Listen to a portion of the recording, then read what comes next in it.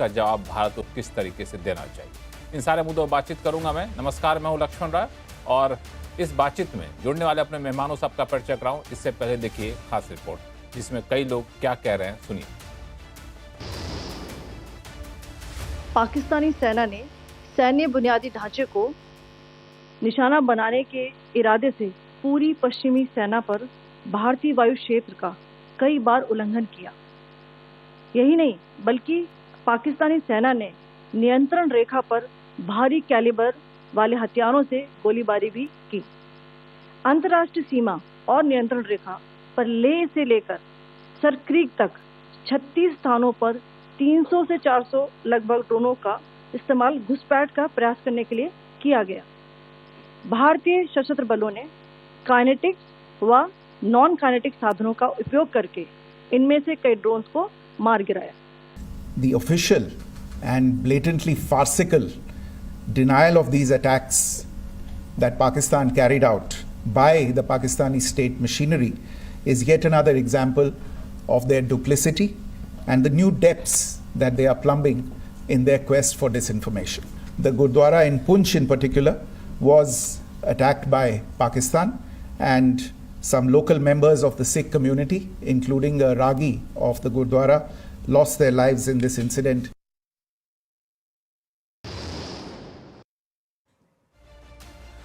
तो ये आपने सुना भारत की कायराना जो भारत ने पाकिस्तान की हरकत पे जो अपनी बातें रखी है। विदेश सचिव की बातचीत थी, प्रेस कॉन्फ्रेंस का हिस्सा था और माफ़ी चाहूँगा, इससे अब सारी बातें खुलकर सामने आ रही है कि पाकिस्तान किस तरीके से अलग अलग हथियार अपना रहा है भारत पर हमला करने के। लेकिन भारत हर उस हमले की बड़ी बखूबी से जवाब दे रहा है। एक भी पाकिस्तान का हमला कामयाब अब तक नहीं हो पाया है। और आगे की रणनीति पर आज हम चर्चा कर रहे हैं। हमारे साथ जुड़ रहेंगे पूर्व डिप्लोमेट दीपक वोरा साहब जुड़ेंगे, डिफेंस एक्सपर्ट और retired air marshal PS Ahluwalia साहब जुड़ेंगे, डिफेंस एनालिस्ट और रिटायर्ड ब्रिगेडियर राजीव विलियम साहब, डिफेंस एनालिस्ट और रिटायर्ड कमांडर G जयसिंह साहब और डिफेंस एनालिस्ट और रिटायर्ड कर्नल अमरदीप सिंह साहब होंगे और साथ में हमारे साथ जुड़ेंगे वरिष्ठ पत्रकार नरेश कौशिक साहब। सबसे पहले मैं चलना चाहूँगा नरेश कौशिक जी आपके पास ही, चूँकि डिफेंस के लोगों की बात आपने कई बार सुनी भी होगी। मुझे एक चीज़ समझना है कि अंतर्राष्ट्रीय प्लेटफॉर्म पर इस पूरे घटनाक्रम को कैसे देखा जा रहा है।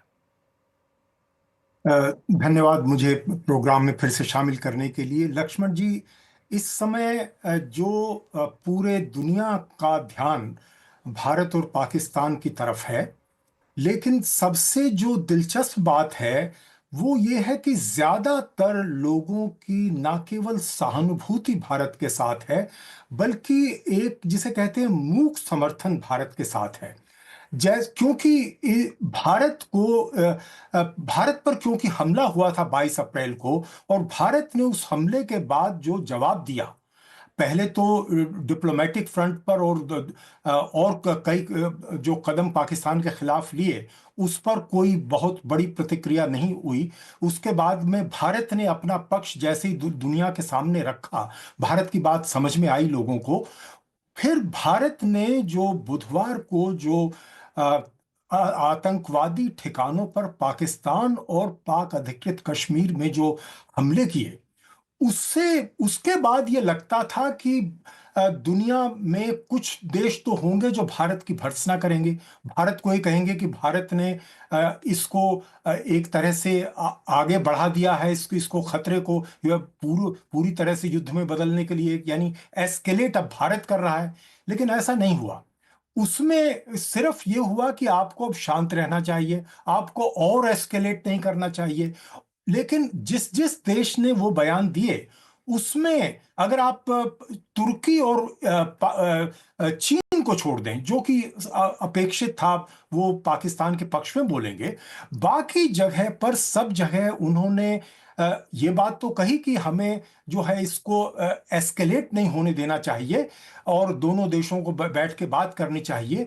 लेकिन इसके साथ साथ हर स्टेटमेंट में आपने देखा होगा ये आया कि भारत ये आतंकवादी हमले का घोर भर्त्सना करता है उसकी, यानी उस पर पाकिस्तान को बार बार लताड़ा गया। तो ये मैं समझता हूं कि भारत की कूटनीति की एक बहुत बड़ी जीत है, जिसको लेकर पाकिस्तान जाहिर है कि खलबलाया हुआ है, बल्कि वो इस तरह से भी खलबलाया हुआ है कि चीन का जिस तरह से उसे समर्थन मिलना चाहिए था, चीन ने भी, आपने देखा होगा कि उसने कम से कम पब्लिकली तो सिर्फ एक खेद व्यक्त किया है। उसने जो है वहां चीन की तरफ से भी भारत में जो आतंकवादी हमला हुआ है उसकी भर्त्सना की है। भर्त्सना ईरान की है और और दूसरे चीन देश से हैं भी वहां वो भी। सपोर्ट, आपने सही कहा, चीन से जो सपोर्ट ये अंदेशा लगाया जा रहा था वो सपोर्ट चीन से मिला नहीं।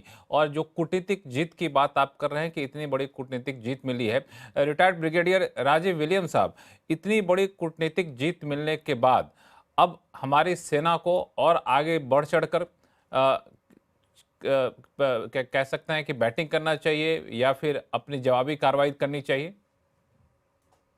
देखिए, पहली बात तो मैं ये कहूंगा कि अपने सैनिक जो कि तैनात हैं उनको मैं सलाम करता हूं, उनको सलूट करता हूं कि उनका मनोबल हमेशा ऊंचा रहे। हमारी मिलिट्री लीडरशिप, पॉलिटिकल लीडरशिप सही तरीके से जो है स्टेप बाय स्टेप एक्शन ले रही है, और हम लोग सबको as a national citizenry have to support. हम लोग को सपोर्ट करना सबको और बताना है कि the nation is with you. अब कार्रवाई क्या करनी है क्या नहीं करनी है वो हमारी लीडरशिप सोच के कर रही है। कल जब से के दिन हुआ है, और मैं ये कहूंगा कि कितना फर्क हो गया वॉरफेयर, ये देखिए आप। जिस तरीके से जो है स्काइज वो लिट अप, कितना जो है उन्होंने फायरिंग करी है, और एंटी ड्रोन और एयर डिफेंस सिस्टम्स लेकर कितनी प्रोफेशनली टारगेट एक्विजिशन से लेके इंटेलिजेंस गैदरिंग, डेटा कलेक्शन, और टारगेट्स को, हर एक टारगेट को उन्होंने बर्बाद किया है। ये क्या दिखाता है? Superiority of will. हमारे ट्रूप्स जो हैं बहुत तैनात हैं, और इस तरीके की हरकत अगर होती है तो वी आर रेडी फॉर। हम लोग बिल्कुल तैयार हैं। और तैयार के अलावा अगर हमें एक्शन लेना है, जबकि डिसीजन मेकिंग सही टाइम पर सही टारगेट्स पे लगाना है, जैसे कि आपने देखा है कि परसों किस तरीके से टारगेट सिलेक्शन हुआ है, बिल्कुल दुरुस्त टारगेट सिलेक्शन प्रोसेस तरीके से हुआ है, और जो भी हमारे टारगेट थे उनको बर्बाद किया गया है। और टारगेट्स कौन से थे? मिलिट्री टारगेट्स नहीं थे, सिविलियन टारगेट्स नहीं थे, टारगेट्स थे आतंकवादी के इंफ्रास्ट्रक्चर। और जो आप टेलीविजन में देख रहे हैं, जो आप दिखा रहे हैं अपने टेलीविजन नेटवर्क से, यही कहूंगा कि जो टारगेट सिलेक्शन है वाज गुड। हमने एंटर नहीं करा पाकिस्तान, हमने जो है स्ट्राइक नहीं करा है across the line of control या इंटरनेशनल बॉर्डर। अपनी तरफ रहते हुए लॉन्ग रेंज मिसाइल सिस्टम से डिस्ट्रॉय किया है।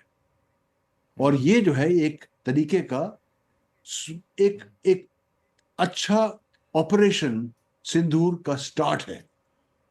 अब उसके बाद जो अच्छा ऑपरेशन यहाँ पे ये अच्छा ऑपरेशन स्टार्ट है। अमरदीप सिंह साहब, इस ऑपरेशन के से बचने के लिए पाकिस्तान जो हथकंडे अपना रहा है वो कितना बड़ा कंसर्न है, क्योंकि वो आम लोगों को, आम इंसान को ढाल बना रहा है। अपनी तरफ से तो मिसाइलें दाग रहा है, अपनी तरफ से ड्रोन भेज रहा है, और हम उसकी तरफ हमला ना करें इसके लिए सिविलियन एयरक्राफ्ट उड़ा रहा है अपने एयर स्पेस में। आपने जो पिछले 3 दिन की कार्रवाई देखी है, उससे जो हमारी सुपीरियरिटी है वो बियॉन्ड डाउट एस्टैब्लिश हो जाती है। और हमने पाकिस्तान को प्रूव कर दिया है कि without crossing the line of control and international border we can inflict एक बहुत तगड़ा हम डैमेज कर सकते हैं। अब ये लड़ाई यहाँ पर खत्म नहीं होगी। फिजिकल कॉन्टैक्ट वॉर शायद और 3-4 दिन, एक हफ्ते में समाप्त भी हो जाएगी, लेकिन इंफॉर्मेशन वॉर चलती रहेगी, एक दूसरे को ब्लेम गेम चलता रहेगा। वो डिस्क्रेडिट करना चाहेगा हमारी सक्सेस को, और हमारी जो फॉल्ट लाइन है उनको एक्सप्लॉइट करना चाहेगा। तो पाकिस्तान के इस इरादे में वो सफल ना हो, इसलिए जो देश एकजुट हुआ है, जो हमारी फॉल्ट लाइन से, हमें उनका ध्यान रखना पड़ेगा। डिस इन्फॉर्मेशन, मिस इन्फॉर्मेशन से बचना होगा, और मीडिया को थोड़ा रिस्ट्रेंट डिस्प्ले करना होगा। हम बहुत जल्दी कई बार रिपोर्टिंग करते हैं, सक्सेसेस बाद में जब डिफेंस फोर्सेस क्रेडिबल एजेंसीज आपको ऑथेंटिकेट कर देते तब हम उसका इलाज करें, तब हम उसको क्लेम करें। नहीं तो कई बारी मीडिया पीपल भी क्या करते हैं, वो दुश्मन चाहता है मेरी मिसाइल सही गिरी कि नहीं गिरी, मीडिया वाले बता रहे हैं कि आपकी मिसाइल सही गिरी कि नहीं गिरी, हम पीएचडी कर रहे हैं दुश्मन के लिए। Pakistan is not known for an ethical war, और पाकिस्तान हमेशा से, अगर आप 71 वॉर देखेंगे, 65 देखेंगे, हर एक में अगर पाकिस्तानी बुक्स और आप टेक्स्ट को रेफर करेंगे, वो हर एक में अपने आप को विक्टोरियस दिखाता है। तो ये अभी उसका पैटर्न है। लेकिन ये जो हमारी ब्यूरोक्रेटिक पॉलिटिकल मिलिट्री जो एक लेथार्जी आ गई थी ऑपरेशन सिंदूर से, वो मुझे दूर होती दिखाई दी है। और बहुत हमें इस तरह के वॉर से बचना है। लो कॉस्ट वॉर जो पाकिस्तान हमारे ऊपर वेज कर रहा है इतने दशकों से, उससे बचने का एक तरीका है कि we must raise the cost of war for the enemy. और आप देखेंगे पाकिस्तान एक लंबी वॉर को इकोनॉमिकली, सोशली, मिलिटरीली अफोर्ड नहीं कर सकता।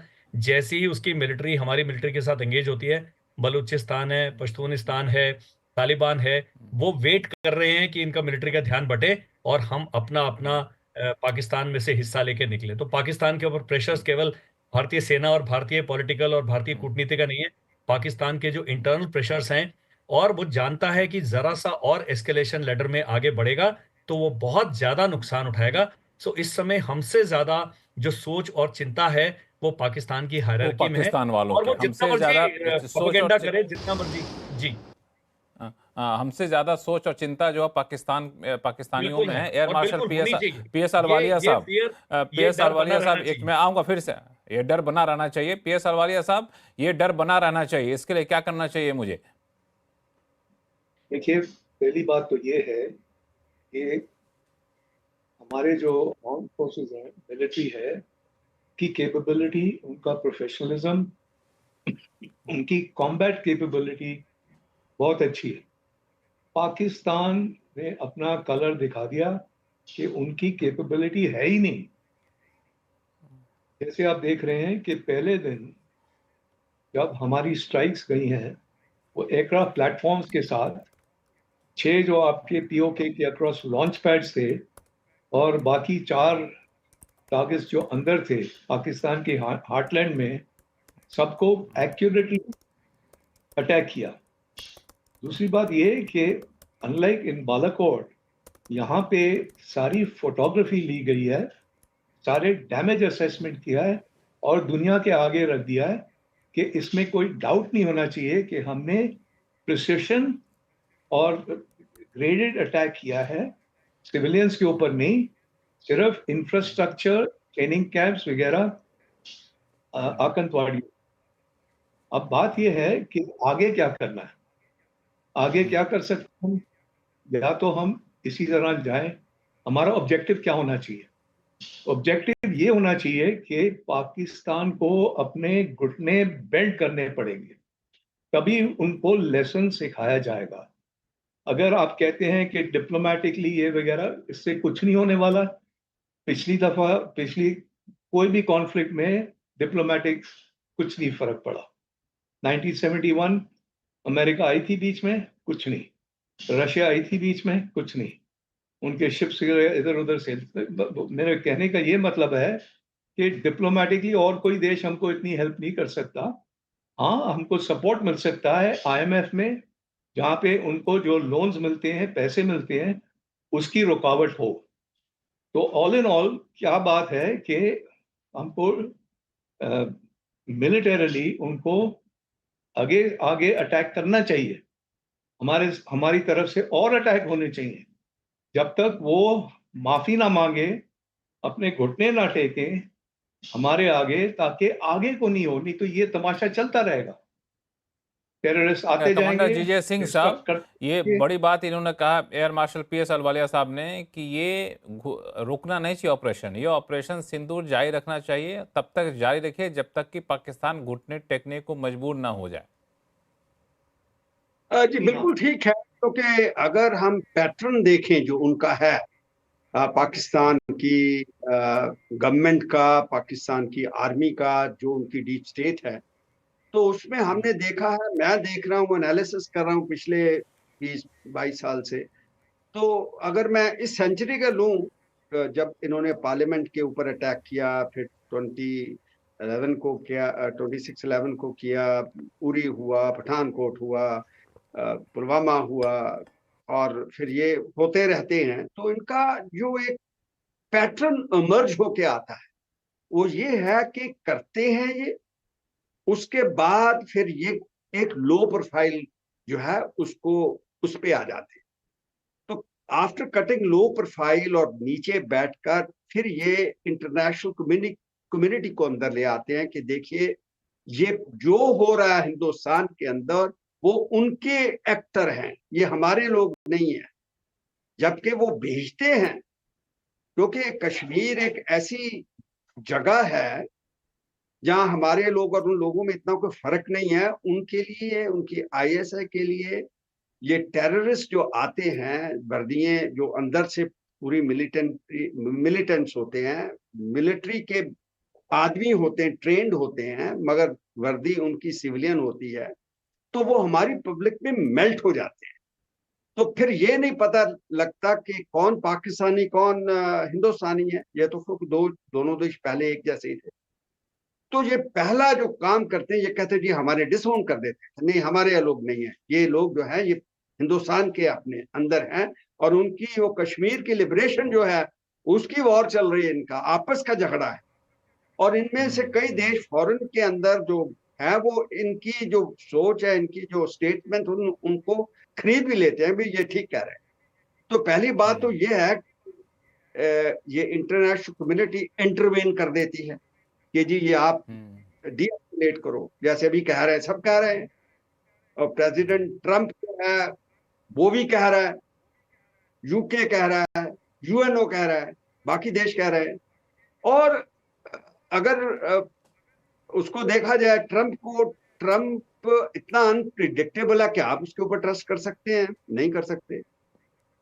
वो बिजनेस में एक ये जो जीजे सिंह साहब है, जीजे सिंह सर, ये जो कहते हैं डी एस्केलेट करो, ये डी एस्केलेट करने का जो स्टेटमेंट होता है, पता नहीं, मुझे लगता है कि ये बड़ा ही फॉर्मल सा स्टेटमेंट होता है। जब भी दो देश लड़ेंगे, एक उनके विदेश मंत्रालय का एक फॉर्मेट होता है कि ये स्टेटमेंट जारी कर देना है। अब बाकी अब डी एस्केलेट करे या ना करे, अब जो यूएस के वाइस प्रेसिडेंट ने कहा है कि इंटरव्यू में कि भाई हम वॉर के बीच में नहीं पड़ सकते हैं, वो उनका बिजनेस, हम उसमें नहीं जाएंगे, डी एस्केलेट करेंगे तो अच्छी बात है। नरेश कौशिक साहब, नरेश कौशिक साहब, मैं आपसे एक छोटा सा कमेंट लूंगा मैं कि ये जो स्टेटमेंट आता है और उससे आगे भी बढ़ना कोई देश चाहेगा क्या? क्योंकि जो सबसे घनिष्ठ मित्र था चाइना, वो तो आगे बढ़ नहीं रहा है। एक ले दे करके देख रहा हूं कि तुर्की जो है वो थोड़ा बहुत पाकिस्तान को खुलेआम सपोर्ट कर रहा है। देखिए, मैं अमेरिका के स्टेटमेंट को बहुत महत्वपूर्ण मानता हूं। पहले ट्रंप ने कहा था कि मैं पहल करने को तैयार हूं, मैं बीच बचाव के लिए तैयार हूं, लेकिन पाकिस्तान ने जरूर थोड़ा सा इंटरेस्ट दिखाया, भारत ने कोई इंटरेस्ट नहीं दिखाया। और ट्रंप जो है तब तक वो आगे नहीं आएंगे जब तक कोई इंटरेस्ट ना हो, क्योंकि ट्रंप जो है उस तरह से कोई भी डील करना चाहते हैं जिसमें वो जीत सकें। अगर उन्होंने इसमें कोई जीत का आसार नहीं दिखता तो ट्रंप तो बिजनेसमैन है, वो ऐसे किसी पछड़े में नहीं पड़ेंगे। लेकिन जो उपराष्ट्रपति ने जो बयान दिया है, उससे ये एक तरह का ये भारत को परोक्ष संकेत है कि आप जो आपको करना है वो कर लीजिए, हम बीच में नहीं पड़ रहे हैं। आपको जो जो पाकिस्तान के साथ जो आपको निपटना है निपट लीजिए, हम बीच में आपको कोई रोकने वाले नहीं हैं। एक तरह से उन्होंने ये परोक्ष रूप से ये कहा है। और मुझे एक चीज ये दिखती है कि इसमें चीन को थोड़ी बहुत चिंता होगी कि चीन के जो हथियार हैं वो काफी पिट रहे हैं इसमें, और तुर्की के हथियार काफी पिट रहे हैं। ये तो मैं तो सेना विशेषज्ञ नहीं हूं, एक पत्रकार की हैसियत से जो मैंने देखा है, सेना विशेषज्ञ इस पर ज्यादा बता पाएंगे।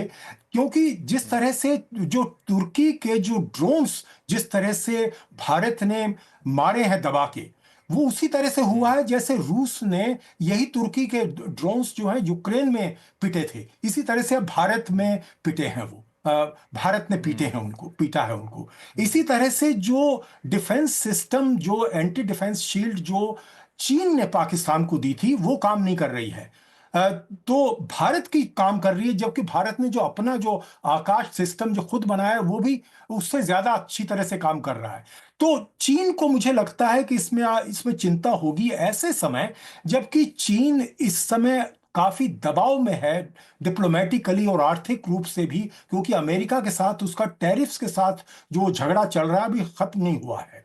और अभी जो भारत ने जो ब्रिटेन के साथ जो एक ट्रेड पैक्ट किया, उसके बाद अमेरिका और ब्रिटेन का ट्रेड पैक्ट हुआ है, उसमें आपने नोट किया होगा कि एक अमेरिका ने एक वीटो उसमें किया है कि आप ब्रिटेन को कहा है कि आप अगर चीन के साथ कोई समझौता करेंगे तो आपको हमसे पूछना होगा, हमसे इजाजत लेनी होगी। एक तरह का वीटो का राइट दे दिया है ब्रिटेन ने अमेरिका को। इससे भी चीन को चिंता होगी। चीन का जो वजन है जितना होना चाहिए उतना नहीं हो रहा हो नहीं है। रहा, तो मैं समझता नहीं हूं कि हो उस रहा। और लिहाज ये से पर हाँ जिस तरह से भारत का समर्थन हो रहा है वो अपने आप में हाँ ये एक नई चीज है। पहले नहीं पश्चिमी देशों पर भारत निर्भर नहीं होता था, मैं समझता हूं निर्भर आज हाँ भी नहीं है, लेकिन जिस तरह हाँ से पुख्ता समर्थन अब तक जैसा मिला है वो मैं समझता हूं कि काफी महत्वपूर्ण है।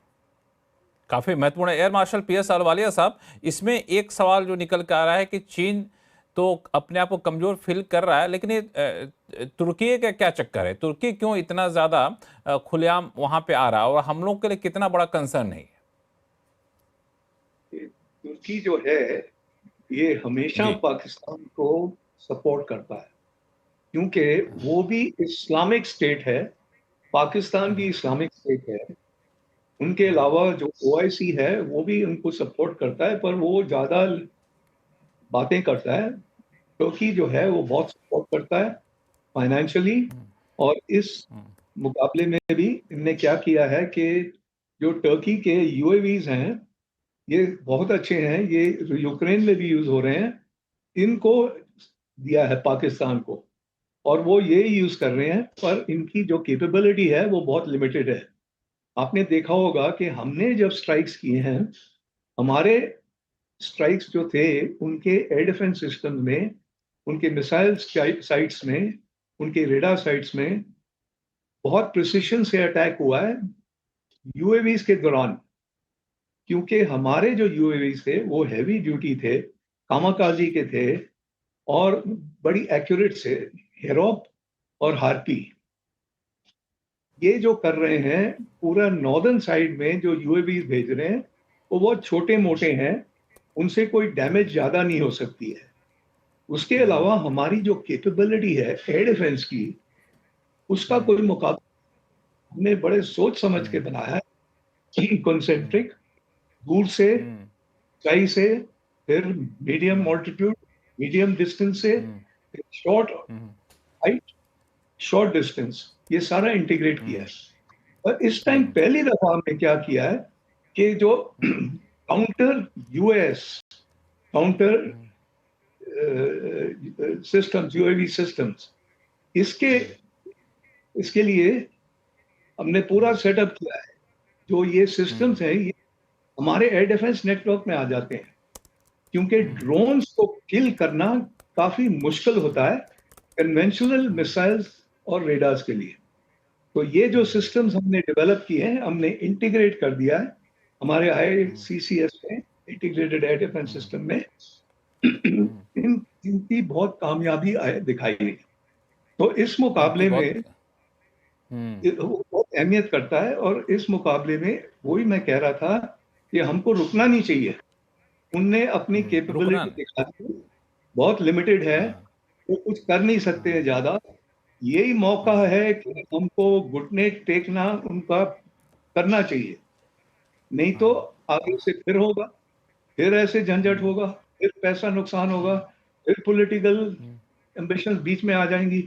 तो इसलिए बहुत जरूरी है कि हम इस कांटेक्ट ये जो हमने बनाया है इसको कंटिन्यू करें, नहीं तो कोई फायदा नहीं होगा। ब्रिगेडियर राजीव, बिल्कुल कोई फायदा होगा नहीं, इसको कंटिन्यू रखना चाहिए। ब्रिगेडियर राजीव विलियम साहब, मुझे जहां तक याद आ रहा है कि कारगिल वॉर में भी आपने काफी महत्वपूर्ण भूमिका निभाई थी, वहां पे आपको क्या लगा? अभी के मुकाबले अगर तुलना करें हम लोग, तो वहां पे कौन सी ऐसी चीजें हुई थी जो हमें इस बार वो गलती नहीं दोहरानी है? पहली चीज तो मैं ये कहूंगा कि इंफॉर्मेशन वॉरफेयर इटसेल्फ बहुत जरूरी एलिमेंट एंड टूल है, जो कि मैं सोचता हूँ परसेप्शन मैनेजमेंट एंड जो हमारा तरीके से कर रहे हैं उनको और जोरदार करना है। दूसरी चीज है डिप्लोमेसी, जो है वो अलग चीज।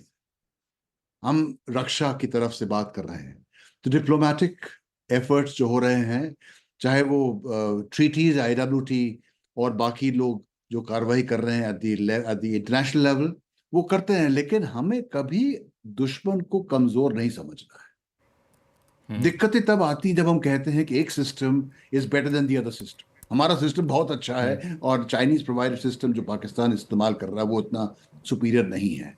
I think it is the fallacy. हम लोग को दुश्मन दुश्मन की तरीके से करना है, और मेरा यही जो है एक मैसेज है। कारगिल के टाइम पर भी जो है, अगर आप देखें किस तरीके से हमारे यंग ऑफिसर्स, यंग लीडरशिप सामने गई है, and they were leading from the front, and that is the cause of victory to an extent where they were brought to the knees. और इसी तरीके से मैं आज भी सोचता हूं कि बाकी लोग करते रहे, बात करते, लेकिन जो फुट सोल्जर है, टेक्नोलॉजी इज वन पीस। आज उसके पास टेक्नोलॉजी, और आपने देखा किस तरीके से उसने जो है गिराए हैं, ड्रोन्स गिराए हैं, किस तरीके से प्रिसिजन मिसाइल्स लॉन्च किए हैं, लेकिन ग्राउंड सोल्जर को बेसिक टैक्टिक्स कभी नहीं भूलना है। और यही चीज मैं अगर कारगिल के लिए करूं ना, handling the media, and I think that was the first information war, first televised war, जब आप लोग ड्राइंग रूम में बैठ के देख रहे थे। तकरीबन ट्रूथफुली रिपोर्टिंग करोगे, people are with you, the opinion makers, decision makers, सब आपके साथ में जुड़ जाते हैं। किस तरीके से आज जो के फुटेज दिखाई है, कल जो फुटेज दिखाई है, आप लोगों ने दिखाई है, गवर्नमेंट के प्रेस रिलीजेस आए हैं, that's a very good thing.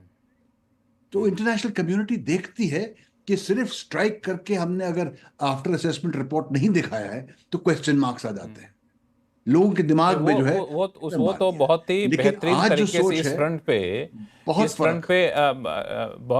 पे विलियम साहब, मुझे लगता है कि बहुत ही हम लोग बेहतरीन काम कर रहे हैं।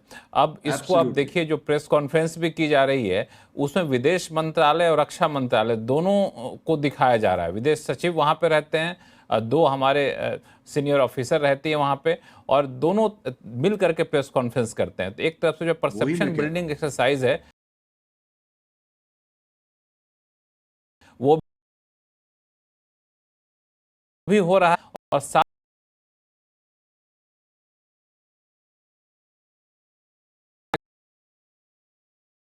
जैसा सर ने बताया कि कारगिल का जो कॉन्फ्लिक्ट था वो बेसिकली इन्फेंट्री और आर्टिलरी का कॉन्फ्लिक्ट था। इस समय अभी तक इन्फेंट्री और लोअर लेवल आर्टिलरी तक बात पहुंची नहीं है। कॉन्फ्लिक्ट का क्षेत्र बढ़ गया है। उन्होंने कारगिल के टाइम पे हम रिस्ट्रिक्ट कर पाए थे वॉर को J&K तक, हमने पंजाब में भी नहीं आने दिया। इस बारी ओपनिंग जो सैल्वोस थे वो पूरा अक्रॉस दी वेस्टर्न बॉर्डर जो हमारा है उसमें चला है। तो इस बार स्केल बढ़ा है और वॉरफेयर का नेचर बहुत चेंज हो गया है। ड्रोन्स हैं, लॉन्ग रेंज मिसाइल्स हैं, एयर डिफेंस सिस्टम्स हैं और कामिकाजी ड्रोन्स हैं जो प्रिसीजन अटैक करने की कैपेबिलिटी है। वो कारगिल से अभी 26 साल हो गए हैं, तो बहुत चेंज हो गया और अभी भी गुत्थम गुत्था की लड़ाई शुरू नहीं हुई।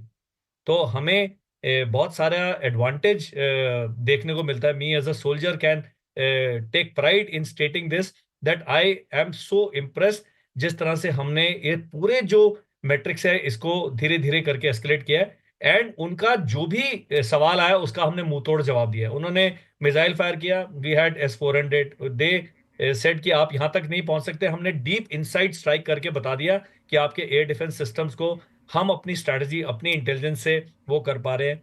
सर ने जो दूसरा पॉइंट बताया कि information warfare shaping the perception is very important. The world has to believe that we are legitimate in launching these operations, crossing the border and punishing the enemy, and enemy soldiers and the population should feel कि भाई ये costly war है, इसे हमें दोबारा नहीं करना है। एलो वाले सर ने बिल्कुल सही बताया कि कमर तोड़े बिना हमें रुकना नहीं चाहिए, नहीं तो फिर दोबारा होगा।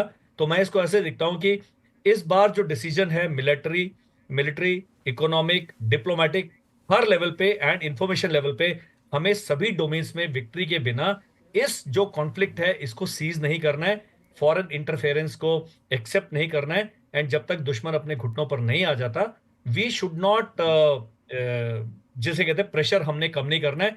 और मुंहतोड़ जवाब देना है, और अपने जो सिविलियन टारगेट्स को नहीं एंगेज करने की जो हमारी पॉलिसी है उस पर हमने बने रहना है, और पूरे वर्ल्ड को पता होना चाहिए कि हम केपेबल हैं अपने नेशनल इंटरेस्ट को, नेशनल इंटीग्रिटी को, सॉवरेनिटी को डिफेंड करने के लिए।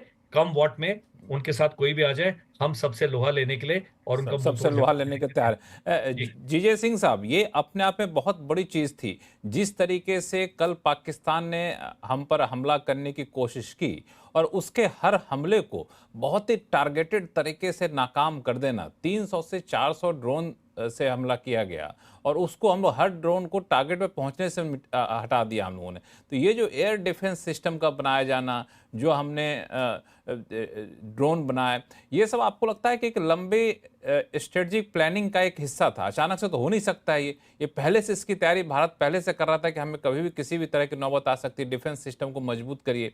क्योंकि कई बार हमें इंपोर्ट पर निर्भर करना पड़ता था। जो आत्मनिर्भर भारत की हम लोग मुहिम चलाई थी, शायद उन सब का नतीजा है कि आज हम लोग बहुत ही कंफर्टेबल पोजीशन पे हैं। जी बिल्कुल, आपने सही कहा। देखिए, हमारे कंट्री के अंदर एयर डिफेंस सिस्टम जो है, जिसको हम आयरन डोम भी कह सकते हैं या सुदर्शन चक्र भी हिंदी में कहा जाता है, ये 2014 से पहले नहीं था, ये उसके बाद में आया है। क्योंकि इसका जो कॉन्सेप्ट डेवलप हुआ है कि एयर डिफेंस सिस्टम भी एक रखना चाहिए और मजबूत होना चाहिए, और ये मिसाइल वॉरफेयर आप देखते हैं और ये ड्रोन वॉरफेयर देखते हैं, ये चीज अभी रिसेंट इवॉल्व हुई है, रिसेंटली इवॉल्व हुई है, एवोल्यूशन होता रहता है धीरे धीरे। ये तो बड़ी रिसेंट चीज है। अभी ये जो आप कह रहे हैं कि 300-400 उन्होंने ड्रोन भेजे, कई ये भी अंदाजा लगाया जा रहा है कि 500 भेजे हैं, कई कह रहे हैं। तो इसमें 300-400 ये विदेश मंत्रालय के प्रेस कॉन्फ्रेंस में औपचारिक जानकारी दी गई है। जी, हम इसको ऐसे भी इंटरप्रेट कर सकते हैं कि ये अभी हो सकता है कि पाकिस्तान के पीछे जो खड़ा हुआ है चाइना, उसने हमारी एयर डिफेंस कैपेबिलिटी को टेस्ट ही किया हो कि हम कितने। ये बड़ी बात आपने कही। आप कि नहीं, ये वॉरफेयर है, इसको समझना थोड़ा डिफिकल्ट भी हो जाता आम आदमी के लिए। ये मुझे ऐसे लग रहा है, ये एक उन्होंने टेस्ट किया कि हम कितने स्ट्रांग हैं।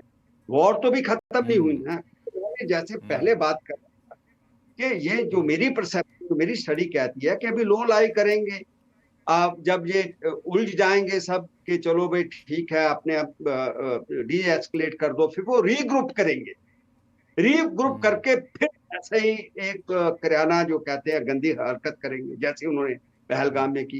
ये एक उनका पैटर्न है जो चल रहा है। मैं देख रहा हूँ पार्लियामेंट अटैक के बाद, इस सेंचुरी की बात ही कर रहा हूँ मैं, वो 1993 के जो हुए हैं मुंबई के अंदर अटैक्स हुए थे, उनकी बात नहीं, इसी 21st सेंचुरी की बात बता रहा हूँ। 25 साल में क्या हुआ। तो ये जो एक पैटर्न है, इसको तोड़ना है। और फिर मैं हमेशा ये मेरा बिलीफ रहा है कि हमारा परसेप्शन जो है वो बड़ा reason, guided by reason and rationality. जैसे आप पत्रकार लोग जो हैं, जो पढ़े लिखे ज्यादा हैं, वो इसको बड़े रैशनल तरीके से सोचते हैं। मगर दूसरी साइड पे, पाकिस्तान के साइड के, ये परसेप्शन जो है ये एग्जिस्ट नहीं करती। उनकी परसेप्शन है आदि, उनका परसेप्शन है कि इंडिया को cut by 1000, bleed them by 1000 cuts. उनकी जो सोच समझ मानसिकता है वो हमारे को मैच नहीं करती। तो इसलिए जब लोग इस बात को देखते हैं, बार बार हो रहा है, अभी बार बार हो रहा है, तो फिर उसका इलाज एक ही है कि आप कंटिन्यूसली मिलिट्री प्रेशर बना के रखें उनके ऊपर। अभी जो किया है, it should not be the first और द फाइनल।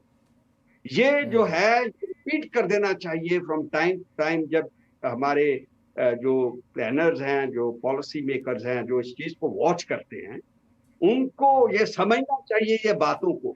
अनफॉर्चुनेटली हमारे लोग जो हैं डिसेंट हैं, टॉलरेंट हैं, prosperity minded है, they are guided by different ethics, they are guided by different principles. उनका प्रिंसिपल अलग है, वो कुछ अलग सोचते हैं। उसमें एक चीज और है जीजे सिंह साहब, उसमें एक चीज और होती है कि भारत जो है कई फ्रंट पे काम कर रहा होता है। पाकिस्तान का एक ही फ्रंट है कि आतंकवाद को बढ़ावा देना है, हिंसा को बढ़ावा देना है। हमारे लिए ये सेकेंडरी हो जाती है। हमें पहले जाकर देखना होता है कि हम कैसे अपने अर्थव्यवस्था को मजबूत करें, हम कैसे दुनिया के तीसरी सबसे बड़ी अर्थव्यवस्था बने, निवेशक हमारे यहाँ कैसे ज़्यादा हैं। ऐसे में अगर हम ज़्यादा मिलिट्री एक्सरसाइज करेंगे तो एक परसेप्शन जो होता है उस पर एक खतरा रहता है। क्यों नरेश कौशिक साहब? जी, आपने बिल्कुल सही बात कही। पाकिस्तान तो देखिए, for all purpose it's a military state. वहां पर जो सबसे ताकतवर है वो तो आर्मी चीफ हैं। अगर आपने कल देखा होगा कि मार्को रूबियो ने वहां भारत में तो जयशंकर जी से बात की, जो कि विदेश मंत्री हैं, वहां उन्होंने सीधे प्रधानमंत्री से बात की। और वो प्रधानमंत्री से भी इसलिए बात की कि वो वहां की जो सुरक्षा, नेशनल सुरक्षा कमेटी है, उसके कम से कम एक सिंबॉलिक स्तर पर ही सही, लेकिन उसके चेयरमैन हैं, तो उन्हीं से उन्होंने बात की। तो वहां पर वो सीधे सीधे आर्मी चीफ से वो बात नहीं करना चाहते थे, क्योंकि वो आर्मी चीफ को वो उतनी तवज्जो नहीं देना चाहते थे। लेकिन ये बात तो सही है कि आर्मी चीफ वहां ज्यादा इंपॉर्टेंट है। दूसरी बात जो है, मैं ये मानता हूं कि पाकिस्तान ने कोशिश की है हिंदुस्तान को कई तरह से बांटने की। पहले तो कम्युनल लाइन पर, जैसे वो उन्होंने पहलगांव का जो हमला किया, उन्होंने हिंदुओं को चुन चुन कर मारा। इसके बाद में उन्होंने जो पुंछ में जैसे एक सिख गुरुद्वारे पर हमला किया। कल उन्होंने जो अमृतसर में हमला करने की कोशिश की, और ये फिर कहा कि हमने ये हमला तो हमने तो किया ही नहीं, ये तो मिसाइल भारत ने हमें बदनाम करने के लिए, अपने सिखों को पाकिस्तान के खिलाफ भड़काने के लिए ये किया है। इस तरह की वो हरकतें करता है जिस पर दुनिया विश्वास नहीं कर रही है। इसीलिए मैं कह रहा हूं कि भारत का जो पक्ष है वो ज्यादा लोग समझ रहे हैं। और उसकी एक वजह और है कि भारत जो बात कह रहा है, सबूत के साथ कह रहा है, बहुत ही ठोस ढंग से कह रहा है। जैसे मैं एक उदाहरण देता हूं कि यहां पर स्काई न्यूज पर कल भारत के उच्चायुक्त ने जो बात कही, उसमें उन्होंने एक तस्वीर दिखाई जो कि जो वहां पर जो आतंकवादियों को जो मारा, उनका जो अंतिम संस्कार जो हो रहा था, उनको दफनाने की जो क्रिया हुई, उसमें जो सेना के लोग थे वहां पर, उनको श्रद्धांजलि देने हुए आए हुए थे। कहा कि देखिए, पाकिस्तान की सेना के लोग या आतंकवादियों को श्रद्धांजलि दे रहे हैं। तो आप इससे देख लीजिए कि किस तरह से इनके एक दूसरे से तार जुड़े हैं। तो भारत का जो इस समय जो रुख है काफी फोकस्ड है। वो जो भी बात कर रहा है, चाहे वो अपना आर्थिक फ्रंट पर हो, डिप्लोमेटिक फ्रंट पर हो, या सैनिक फ्रंट पर हो, सारी चीजें बहुत ही प्लान ढंग से कर रहे हैं। और मुझे लगता है कि अभी एक चीज नहीं हुई है जिसकी होने की जरूरत है, वो है फाइनेंशियल एक्शन टास्क फोर्स, जो कि पाकिस्तान जिसकी ग्रे लिस्ट में था। ये वो ग्रुप है जिसमें जो देश मनी लॉन्ड्रिंग या आतंकवाद को बढ़ावा देते हैं, उन देशों को उसमें शामिल किया जाता है। तो पाकिस्तान उसमें 2018 से 2022 तक रहा। अब भारत की कोशिश होनी चाहिए, और मैं समझता हूं हो सकता है प्रयास इसके हो रहे हों, कि पाकिस्तान को फिर से ग्रे लिस्ट में लाया जाए।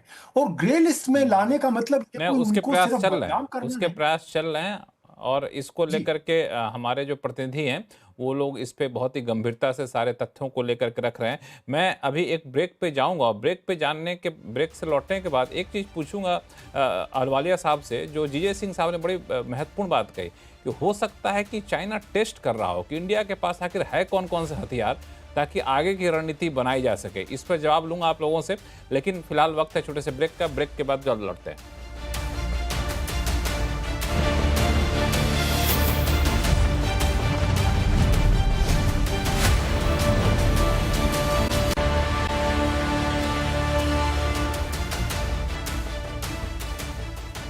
ब्रेक के बाद एक बार फिर से आपका स्वागत है। और हम लोग चर्चा कर रहे हैं कि ये जो पाकिस्तान नापाक हरकतें कर रहा है उससे आखिर कब तक बाज आएंगे। ब्रेक पे जाने से पहले जीजे सिंह साहब ने एक बड़ी महत्वपूर्ण बात कही कि जिस तरीके से 300-400 ड्रोन भेजा गया और भारत पर हमला करने की कोशिश की गई, इसके पीछे एक मकसद ये भी हो सकता है कि चीन या फिर पाकिस्तान ये जानना चाहता हो कि भारत के पास आखिर ताकत कितनी है। एयर मार्शल PS अहलुवालिया साहब, ये इस बात में कितना दम आपको लगता है? कुछ नहीं, क्योंकि चाइना को क्या करना बीच में। पाकिस्तान, आप सोचते हैं कि चाइना के दौरान हमारे को अटैक करेगा? बिल्कुल नहीं। अगर उनको टेस्ट करना है, वो बहुत फैसिलिटीज हैं, वो सारा, हमको कुछ टेस्ट करना हो ऑपरेशनली तो हमारे तरीके होते हैं। ये थोड़ी कि हम किसी और देश के साथ लड़ाई करेंगे, क्योंकि ये मामला बहुत एक्सपेंसिव है, इसमें बहुत पैसे लगते हैं, बहुत इंसान खत्म हो जाते हैं। तो ये कोई तरीका नहीं है कि हम चाइना बीच में आके ऐसे पाकिस्तान को धकेले। ये मकसद तो एक ही था कि टेररिस्ट आए, उनने हमारे 26 सिटीजन्स को, एक नेपाली सिटीजन को उनने उनके फैमिलीज के साथ उनको चुन चुन के मारा, उनके हेड्स पे मारा। तो कारण तो यही है, और कोई कारण नहीं है। उसके बाद जो वेपन्स की परफॉर्मेंस है वो अपने आप आगे आ जाएगी। जैसे कि उनके पास भी जो सिस्टम्स हैं वो चले या ना चले, वो बाद में असेसमेंट होगी। पर इतना हमको पता है कि हमारे सिस्टम्स जो हैं वो अच्छी तरह उन्हें डिलीवर किया है। तो ये बात जरूरी है कि हाँ, उनको सपोर्ट कर सकते हैं, उनको प्रोवाइड कर सकते हैं वेपन से, उनको moral support, financial support, diplomatic support, ये सब कर सकते हैं। पर ये थोड़ी कि उनके सिस्टम्स को ट्राई करने के लिए पाकिस्तान, इंडिया को अटैक करें, नहीं, ऐसे ऐसे पॉसिबल नहीं है। लेकिन एक चीज तो होता है कि युद्ध में कई बार एक कह सकते हैं ना कि शोकेस करना कि हमारे पास ये है जी, हमारे पास ये, देख तो ले कि हमारा हथियार कितना सही सटीक है, कितना सही सटीक काम कर रहा है कि नहीं। वो तो बात की बात है। जिस तरह जो कॉन्फ्लिक्ट सिचुएशन शुरू होता है उसके कारण अलग होते हैं। उसके बाद जो हमारी वेपनरी है, हमारे सिस्टम्स हैं, उनकी परफॉर्मेंस वो बाद में देखी जाती है और वो रिकॉर्ड हो जाती है। और इम्प्रूवमेंट के लिए, अब जैसे कोई कह रहा था कि एयर डिफेंस हमने अभी शुरू किया है 2014, ये एयर डिफेंस 65 से शुरू है। हम इसको डेवलप करते जा रहे हैं, इम्प्रूव करते जा रहे हैं। सिस्टम का मतलब जो टेक्नोलॉजी है और जो हमारे प्रोसीजर्स हैं, जो हमारे ऑपरेशनल कैपेबिलिटी है, ये सारा मैं तो देख रहा हूँ कितनी दफा इसको इम्प्रूव किया है। और जैसे मैं आपको कह रहा हूँ कि लेटेस्ट इम्प्रूवमेंट ये है कि हमारे जैसे जो हम ट्रायम्फ S-400 यूज कर रहे हैं, उसकी महा कैपेबिलिटी है। हमारे सेंट्रिक सर्कल में सारा हमारा एयर डिफेंस सेटअप है और मैं बहुत खुश हूँ कि ये काम कर रहा है, ऑपरेशंस के काम कर रहा है। बिकॉज लॉन्ग रेंज से लेके शॉर्ट रेंज तक different missiles, different raider systems, communications, integration, ये बहुत जरूरी है। और लेटेस्ट जो मैं आपको कह रहा हूँ कि सबसे बड़ा प्रॉब्लम था कि यूएवीज को कैसे नॉकआउट करें, क्योंकि रेडार से पकड़ना, ये बहुत छोटे होते हैं साइज में और ये इनकी मूवमेंट भी ज़्यादा फास्ट नहीं होती है। तो रेडार जो हैं इसको पकड़ नहीं सकते आसानी से, जितना कोई फास्ट जेट एयरक्राफ्ट होता है। तो इसलिए ये जो हमारा सेटअप था जो काउंटर यूएस के लिए, ये इंटीग्रेट अभी लेटेस्ट है और मैं बहुत खुश हूँ कि ये सिस्टमैटिकली बहुत काम कर गया और ये हम हमारा के लिए बहुत काम कर गए। ये हमारी बड़ी कामयाबी है। आपने सही, अच्छी बात कही। एक बात और जो डेवलपमेंट हुआ है, ये एक गौर करने वाली बात है ब्रिगेडियर विलियम साहब, कि ये प्रधानमंत्री अलग अलग सेना प्रमुखों से मुलाकात किए, वहाँ तक तो ठीक है, रक्षा मंत्री से मिलते रहे, ठीक है, लेकिन आज उन्होंने वेटरन से मिले, जो पूर्व सेनाध्यक्ष, उनसे मुलाकात की उन्होंने। इसको किस तरह से आप देख रहे हैं? देखिए, एक्सपीरियंस बहुत जरूरी चीज होती है वॉरफेयर में भी। एक्सपीरियंस शेयरिंग, जैसे कि यहाँ पर हम आज कर रहे हैं, it's nothing but experience sharing. अगर हम कहें कि इस तरीके से लड़ाई करनी चाहिए या इस तरीके के टारगेट्स करना चाहिए, मैं सोचता हूं कि वो गलत है। मैं यही सिर्फ कहना चाहता हूं कि कभी आप दुश्मन को कमजोर मत समझिए। कमजोर नहीं समझेंगे तो आप बिल्कुल ही सही रास्ते पे जाएंगे। और आज जो मुलाकात जो करी है एक सर्विसमैन के साथ में, एक nothing but interaction of learning, experience sharing. क्योंकि चाहे प्रधानमंत्री हो, चाहे कोई और पॉलिटिकल एंटिटी हो या अपॉइंटमेंट हो, उनको ये एक्सपीरियंस नहीं होता है। और मैं सोचता हूं कि इस तरीका का अगर इंटरेक्शन हो तो बहुत चीजें सामने आती हैं और डायरेक्शन के देने में बहुत आसानी हो जाती है, संभव हो जाता है। क्योंकि अगर आप सुनेंगे एक दूसरे को, आप एक बार उनकी एक्सपीरियंस करेंगे, चाहे वो 25 साल या 50 साल की पहले की बात है, दुश्मन दुश्मन रहेगा। पाकिस्तान को आप ट्रस्ट नहीं कर सकते हैं। अगर हम सोचते हैं कि हम उनको घुटनों पे ले आएंगे और उनको जो है उनकी मुंह तोड़ जवाब देंगे, चेंज हो जाती है, सिचुएशन चेंज होते हैं। हम लोग तो कई दफे ट्राई कर चुके हैं। We got to keep on going. लेकिन क्या रणनीति लगानी है वो आप लीडरशिप पर छोड़ दीजिए। हम अपना एक्सपीरियंस सिर्फ शेयर करके कर्नल अमरदीप सिंह साहब, बिल्कुल लीडरशिप पे छोड़ दीजिए, क्या रणनीति करनी चाहिए। अमरदीप सिंह साहब, ये जो एक बात अभी कही इन्होंने कि चीज़ें बहुत तेज़ी से चेंज हो रही होती हैं, तो जी अगर आप अपने अनुभव के आधार पर बताएं कि आप जिस ज़माने में थे और आज के जी ज़माने में अभी जिस जी तरीके से चीज़ें दिख भी रही हैं, हम लोग अभी जी ऑपरेशन सिंदूर के तहत जो कार्रवाई कर रहे हैं, तो जी सबसे बड़ा चेंज क्या आपको दिख रहा है? सबसे बड़ा चेंज जो है, जो युद्ध क्षेत्र का जो बदलता चेहरा है। जब हम सियाचिन में थे तो बहुत लो क्वालिटी के ड्रोन्स आया करते थे, बहुत धीरे उड़ रहा करते थे, जिसको हम मशीन गन से टारगेट कर पाते थे। अभी हमारे पास हमलावर ड्रोन्स हैं, हमारे पास इतना इंटीग्रेटेड एयर डिफेंस सिस्टम है जो कि उस एक टाइम भी आया करते अभेद्य थे। रक्षा कवच के रूप में, जैसा एलवालिया सर ने बताया कि धीरे धीरे धीरे करके हर देश अपनी कैपेबिलिटी को बिल्ड करता है। और ये बहुत ही पॉजिटिव चेंज है। इसमें सीखने वाली बातें दो हैं कि जो मिलिट्री एक्सपेंडिचर है, हमें दुश्मन से एक कदम आगे रखना है। हमारा देश बहुत बड़ा है, हमारी सीमाएं बहुत बड़ी हैं और हमारे दुश्मन कई तरीके के हैं। तो ये जो लेसन्स आएंगे इस जो वॉर से, कॉन्फ्लिक्ट से, ये बहुत इंपॉर्टेंट है। They should not be lost site of. जब लड़ाई खत्म हो जाएगी, हम विजय डिक्लेयर कर देंगे, उसके बाद वापस उसी ढर्रे पर पहुंच जाएंगे, वो नहीं होना चाहिए। एक पॉलिटिकल विल का जो प्रदर्शन किया है, मिलिट्री विल तो है ही है। मिलिट्री विल, भारत इतनी बड़ी डेमोक्रेसी है, इतनी बड़ी सेना है, लेकिन हम इसमें बात में गर्व महसूस करते हैं कि जो हमारी जो लोकतंत्र में आस्था है हमारी सेनाओं की, वो बहुत बिल्कुल अक्षुण्ण है, 100% है। तो ये बहुत बड़ा एक लोकतंत्र के लिए एक अच्छा है। पूरे वर्ल्ड को हमसे सीखना चाहिए। मैं एक अपनी कविता, छोटी सी कविता है, मैं पढ़ना चाहूंगा कि अहिंसा जी अच्छी बिल्कुल। होती है, अहिंसा अच्छी होती है, पर आत्मरक्षा में किया गया पहला वार हिंसा नहीं होता। हमें दुश्मन को हमेशा मारने के लिए तैयार रहना है। इसलिए कहा है कि मन को स्वच्छ, तलवार की धार का तेज, धनुष की प्रत्यंचा का तनाव, तीर के विष का प्रभाव बनाए रखना पार्थ, साधु होना सिर्फ साधुओं के बीच भला होता है। अभी तक हम एक गंदे देश के साथ साधु वाला व्यवहार कर रहे थे। वो हमें जो माइंडसेट चेंज है वो अभी बनाए रखना होगा। अगली बार हमें बनाए ये रखना होगा, थ्रेशोल्ड की साधु जरूरत नहीं रहना होनी सिर्फ साधुओं चाहिए। के बीच भला बीच होता है। भला हो, बहुत बड़ी बात हमें आपने नहीं कह दी। होना। जीजे जी सिंह साहब कि साधु साधु रहना तो साधुओं के बीच रहिए, तभी साधु बन के रहिए। बाकी पाकिस्तान जैसे देश के साथ साधु रहेंगे तो काम चलेगा नहीं। आपसे बड़ा जी ही स्पेसिफिक सवाल पूछ रहा हूँ। जीजे सिंह साहब, जिस तरीके से तैयारी अभी भी की जा रही है, अभी भी मॉक ड्रिल किया जा रहा है, अभी भी ब्लैकआउट का रिहर्सल किया जा रहा है, अभी भी हम सुन रहे हैं कि कई इलाकों में छिटपुट गोलीबारी हो रही है, ब्लैकआउट किया जा रहा है, आपको लगता है कि भारत भी तैयार है कि जब तक कि सबक सिखाएंगे नहीं तब तक छोड़ेंगे नहीं? ये नहीं कि हमने 2-4 हमले किए, उसने किए, उसकी कार्रवाई को रोक दिया, अब छोड़ दिया जाए।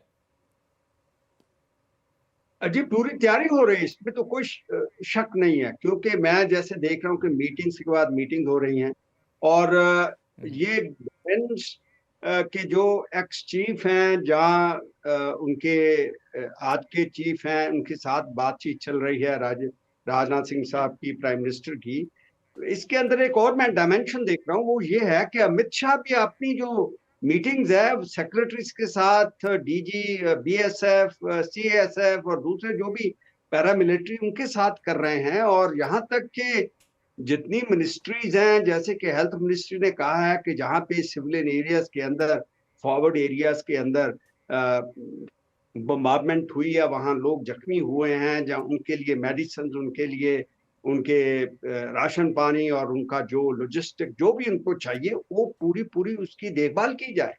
तो मैं समझ रहा हूं कि अभी जो एस्केलेटरी लैडर है, उसके ऊपर हम टॉप पे नहीं गए, हम अभी भी 1-2 नॉच नीचे हैं। वो इसलिए क्योंकि जो जब हम कोई एलओसी को क्रॉस करेंगे, जहां कोई आईबी को क्रॉस करके पाकिस्तान के अंदर घुसेंगे, जब वो कोशिश करेंगे, ऐसे भी हो सकता है वो कोशिश करे, तो उस टाइम आप कहते हैं फुल स्केल कॉन्फ्लिक्ट शुरू हो चुका है।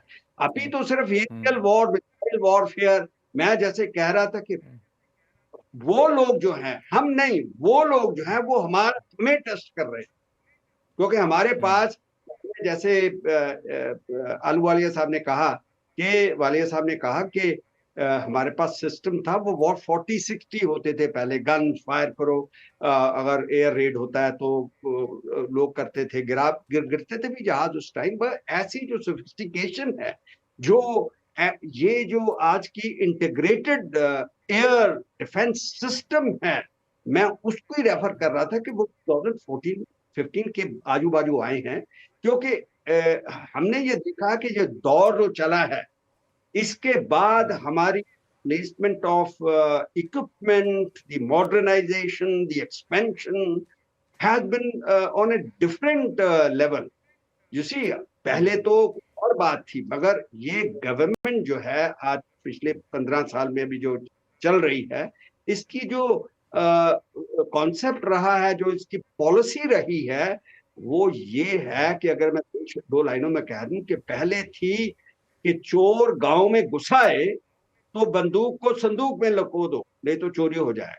आजकल ये है अग्रेसिवनेस के निकालो बंदूक और मारो उसके जो चोर है, और गांव में जाके जहां रहता वहां तक पीठ पे मारो, भगा भगा के मारो। So there is a difference in the shift of, I'm telling you very, ये डिफरेंस है शिफ्ट में, ये एक बहुत बड़ी बात है। समय थोड़ा सा कम है। आलवालिया साहब, मैं एक सवाल आपसे पूछ लूं कि ये एस्केलेशन कहाँ जाके रुकता आपको दिख रहा है? कौन सा लेवल आएगा जहां पर रुक जाना चाहिए? देखिए, जहां जो आपके डिफेंस मिनिस्टर, रक्षा मंत्री, उनने 2 दिन पहले कहा था कि ऑपरेशन सिंदूर जारी है। इसका बहुत the objective is very clear that after this we are not going to stop. If necessary, we will continue to engage Pakistan, especially as far as their terror hubs are concerned. अभी हम आगे बढ़े हैं, अभी और बहुत आगे जाना है। तो जैसे मैं आपको कह रहा था कि अगर हम इसके बाद कुछ करें ना, तो इतने पैसे भी वेस्ट हैं, हमारा मोरल भी डाउन हो जाएगा और हमारी रिलायबिलिटी और क्रेडिबिलिटी भी डाउन हो जाएगी। क्योंकि इसका क्या अचीव किया है? परसों अगर वो आके आतंकवादी फिर हमारे देश में स्ट्राइक कर गए तो कैसा लगेगा? तो इसलिए इसका ऑब्जेक्टिव होना चाहिए कि हम आगे बढ़ें और बढ़ते जाएं जब तक पाकिस्तान को अपने घुटने टिकाए नहीं, तब तक ये स्टॉप नहीं होगा मेरे हिसाब से। नहीं तो क्या फायदा, क्या हुआ? ऑब्जेक्टिव क्या था?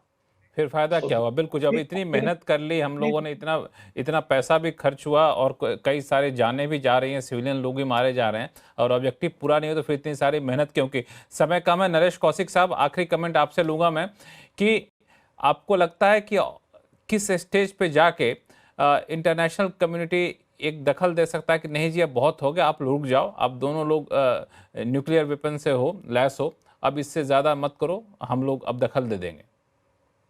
देखिए, इसके लिए मुझे लगता है कि पाकिस्तान ज्यादा कोशिश करेगा भारत के बजाय, क्योंकि ये एस्केलेशन ज्यादा पाकिस्तान की तरफ से हो रहा है। लेकिन ये हो सकता है कि बड़े बड़े जो शहर हैं उन पर बमबारी होने लगे। अभी तो बॉर्डर एरियाज पर ही हुआ है और ड्रोन्स और मिसाइल से आगे हम नहीं बढ़े हैं।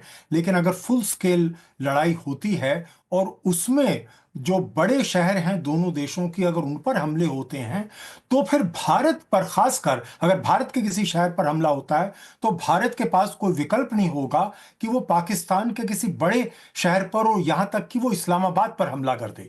ऐसी स्थिति में दुनिया के जो देश हैं, जो बड़ी ताकतें हैं, उनको ये लगेगा कि देखिए दोनों न्यूक्लियर पावर देश हैं और ये पाकिस्तान तो हमेशा न्यूक्लियर ब्लैकमेल करता रहा है, तो ये कहेंगे देखिए कि हम जैसे कि 2019 में हुआ था, मैं आपको याद दिला दूं, जब उस समय भी ट्रंप राष्ट्रपति थे अमेरिका के, तो उस समय वहां के विदेश मंत्री को जगाया गया था और उन्होंने फिर दोनों देशों के नेताओं से बात की कि भाई देखिए, दोनों देश न्यूक्लियर एक दूसरे को, दोनों को कहा कि देखिए वो देश न्यूक्लियर जाने को तैयार नहीं, आप भी मत कीजिए। खासकर पाकिस्तान पर बहुत दबाव डाला था। पोम्पेयो की मैं बात कर रहा हूं। पोम्पेयो ने काफी दबाव डाला था, तब पाकिस्तान उसके बाद रुका था और भारत को भी समझाया था कि नहीं, अब आगे और करने की जरूरत नहीं है। तो भारत ने उसके बाद आगे नहीं बढ़ा। चलिए, बहुत बहुत धन्यवाद आप सभी मेहमानों का हमारे साथ जुड़ने के लिए, और बहुत ही मीनिंगफुल चर्चा हम लोगों ने की है ऐसे माहौल में कि कहाँ पे जाकर के हमें रुकना चाहिए, भारत की रणनीति क्या होनी चाहिए, किस तरह की अपेक्षाएं हैं। आप सभी मेहमानों का फिर से धन्यवाद। आवाज़ अड्डा में फिलहाल इतना ही। देखते रहिए सी इंडस्ट्री आवाज़। नमस्कार।